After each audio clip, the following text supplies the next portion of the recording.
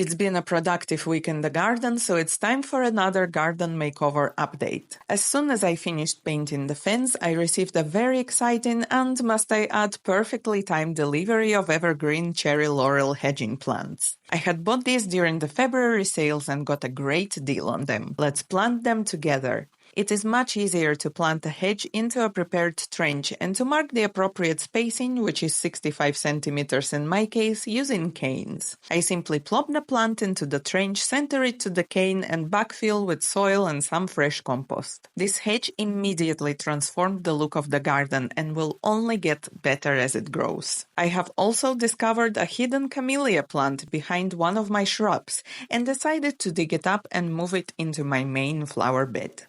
While I was traveling around the UK and Ireland over the last couple of years, I fell in love with dry stone walls and decided to bring some of that charm into my own garden by building a few dry stone garden beds. I bought a bulk bag of York stones suitable for dry stone walling. However, the stones were way too big for my little garden bed, so I had to split them. With a masonry chisel and a mallet, I successfully managed to split quite a few stones until...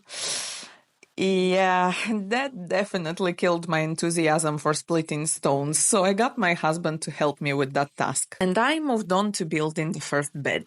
The dry stone walling technique is essentially about stacking the stones, trying out which ones fit together and wedging them with smaller stones and chips if needed. It's quite intuitive. There's obviously more to the technique if you're building something proper like a retaining wall, but for small garden beds, that's really all is needed in my opinion. I wanted this bed to be 2 stones high, but found myself really struggling to build the second layer. You see, my perfectionism got in the way. There is nothing perfect about dry stone walls, but that's what makes them so charming. So my husband came to the rescue once more. We successfully built a small circular bed, and I have planted a magnolia there. It will bloom with deep maroon flowers and give this area the much-needed spring color.